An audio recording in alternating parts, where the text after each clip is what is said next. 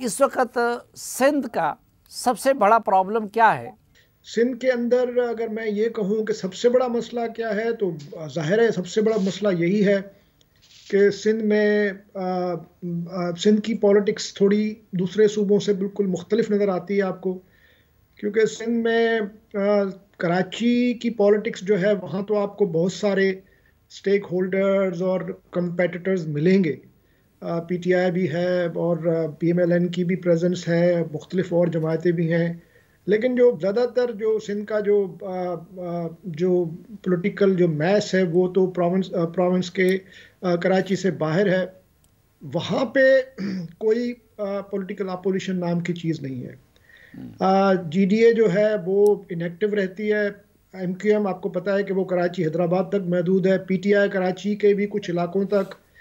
तो peoples party पिछले 15 साल से उनको एक वॉक ओवर मिल रहा है और उन्होंने जो है वो उनको कोई अपोजिशन नहीं है सिंध के अंदरूनी इलाकों में।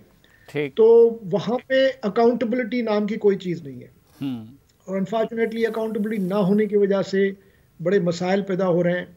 क्योंकि वहाँ पे एक ख़तरनाक सिचुएशन ये पैदा हुई है कि पीपल्स पार्टी जरदारी साहब ने ख़ास तौर पे पिछले 15 सालों से इलेक्टेबल्स की पॉलिटिक्स को ज़्यादा उन्होंने फोकस किया है, उस पर ही वो सारा काम चला रहे हैं। जो पीपल्स पार्टी की जो मंशूर और जो उनका जो प्रोग्राम था वो इतना ज़्यादा अहम नहीं रहा।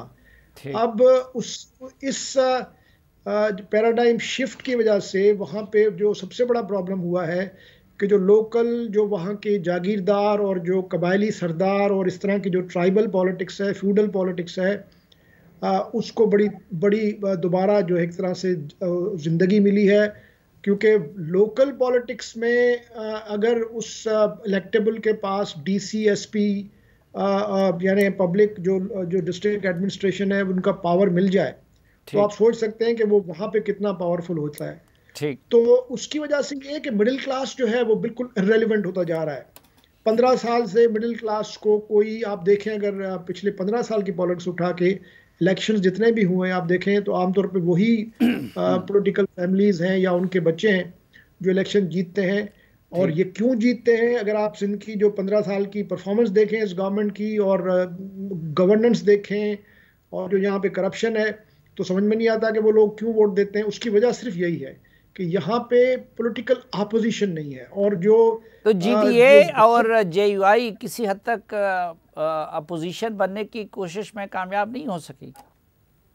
देखें, जेयूआई का प्रॉब्लम यह है कि जेयूआई नेशनल पॉलिटिक्स में पीपल्स पार्टी और पीएमएलएन के साथ जब से ये इमरान खान फैक्टर पैदा हुआ है तो जेयूआई की पॉलिटिक्स जो है वो जुड़ गई है बिल्कुल पीपल्स पार्टी और पीएमएलएन के साथ।